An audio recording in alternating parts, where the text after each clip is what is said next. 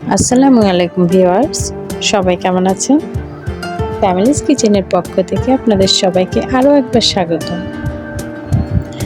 Families কিচেনের আজকের আয়োজনে থাকছে কিভাবে দুধের সর থেকে ঘি তৈরি করা যায়। আর আমরা যদি এভাবে ঘরে খুব সহজেই ঘি তৈরি করতে পারি, তাহলে বাজার থেকে কেন চড়া দামে কিনতে যাব? তো চলুন শুরু করা যাক। আমি কিভাবে দুধের সর থেকে ঘি তৈরি করি সেটাই এখন আপনাদের সাথে শেয়ার করব। আমি প্রতিদিন হাফ লিটার দুধ থেকে এতটুকু সর উঠিয়ে রাখি।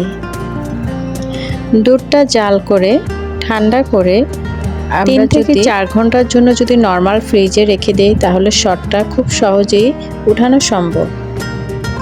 আর আমি প্রতিদিন এভাবেই সরটা জমা করে রেখেছিলাম।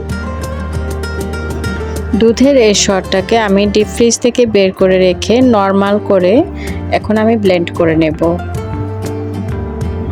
ঘি তৈরি যে এতটা ইজি, আপনি যদি একবার এই প্রসেসটি ফলো করেন তাহলে কোনো ঝামেলাই মনে হবে না। তা আমি এর সাথে কিছু পানি দিয়ে এখন ব্লেন্ড করে নেব।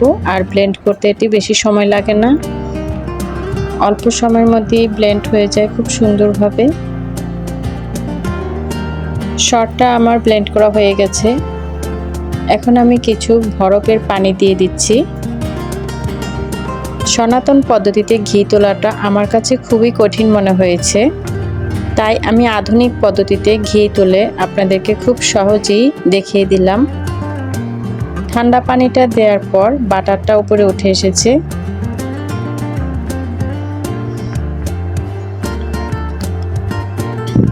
দু হাত দিয়ে একটু চেপে চেপে পানিটা বের করে দিতে হবে। আর আমার হাতে এখন যেটা আছে, এটা এখন একদম পিওর বাটার। এটা ডিপে সংরক্ষণ করে আপনারা বিভিন্ন কাজে ইউজ করতে পারেন। আর এই বাটারের টেস্টটাও কিন্তু খুবই অসাধারণ। তো এভাবে আমি পুরো বাটারটা উঠে ফেলেছি। আর এই বাটারটা এখন আমি কড়াইতে জাল হতে দিয়েছি। এখন আমি চুলার আঁচটা একদম হাই হিটে দিয়েছি। হাই হিটে দিয়ে আমি এখন নাড়তে থাকবো। ঘি তোলার কাজটা আমার কাছে এত ভালো লাগে, কারণ এটি এতটা ইজি আর খুব সহজেই আমরা এরকম খাঁটি ঘি ঘরে তৈরি করে নিতে পারি। এতে থাকবে না কোনো নির্ভেজাল, একদমই খাঁটি গাওয়া ঘি। একবার যদি এভাবে বানিয়ে দেখেন, তাহলে আপনার ইচ্ছে করবে বারবার ঘি শেষ হয়ে গেলেই এভাবে বানিয়ে নিতে। তো দেখুন বাটার থেকে ঘিটা ছেড়ে দিচ্ছে। এখন আমি চুলার আঁচটা মিডিয়াম করেছি।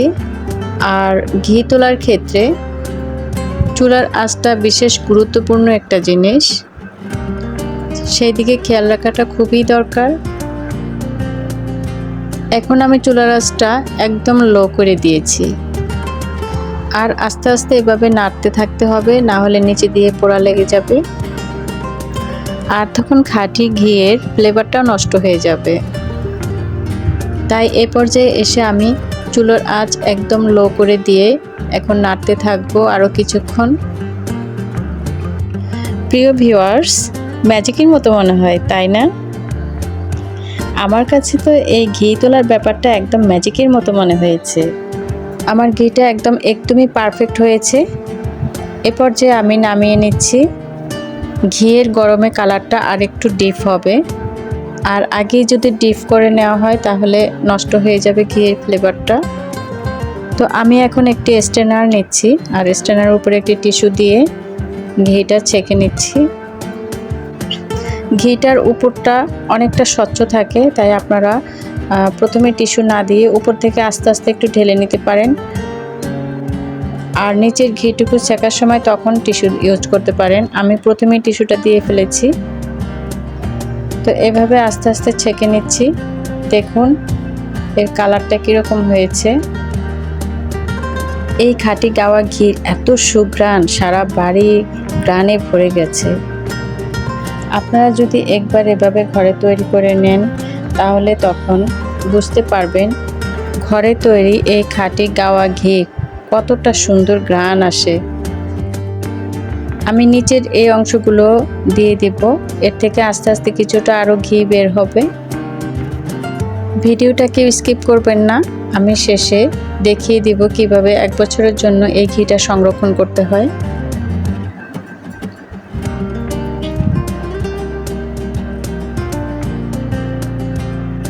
মাশাআল্লাহ, অনেকগুলি ঘি হয়েছে। আর এভাবে যদি এত সহজে আমরা ঘরে ঘি তৈরি করে নিতে পারি, তাহলে নিশ্চয়ই বাজার থেকে আর কিনতে হবে না আমাদের। এই ঘিটা আমার মাশাআল্লাহ অনেক দিন চলে যাবে। তো ঘিটা ঠান্ডা হওয়ার পর দেখুন কিভাবে দানাদার ঘি হয়ে গেছে। আর এটা 1 থেকে 2 দিন পর একদম জমে যাবে।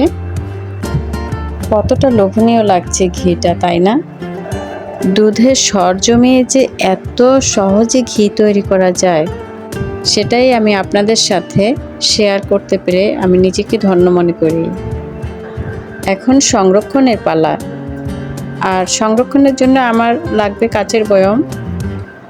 কাচের বয়মটা ফুটন্ত গরম পানিতে ভালো করে ধুয়ে রোদে শুকিয়ে নিয়েছি। আর আমি এখানে দিয়ে দিয়েছি কিছুটা পরিমাণে লবণ। ঘি রাখার আগে অবশ্যই একটু লবণ দিয়ে দিবেন, এতে ঘিটা ফাঙ্গাস পড়বে না, অনেক দিন যাবৎ বাইরে রেখে খাওয়া যাবে। 1 বছরের মতো আপনি এভাবে সংরক্ষণ করতে পারবেন যদি আমার মতো এই প্রসেসটি ফলো করেন। ভিডিওটি ভালো লাগলে প্লিজ একটা লাইক, কমেন্ট এবং শেয়ার করে দিবেন। আর চ্যানেলটিকে সাবস্ক্রাইব করে পাশে থাকবেন। উপর থেকে আমি আরও একটু লবণ ছড়িয়ে দিলাম। এবার ঢাকনাটা ভালো করে আটকে দেব। 1 বছরের জন্য এভাবেই সংরক্ষণ করতে পারবেন। আল্লাহ হাফেজ।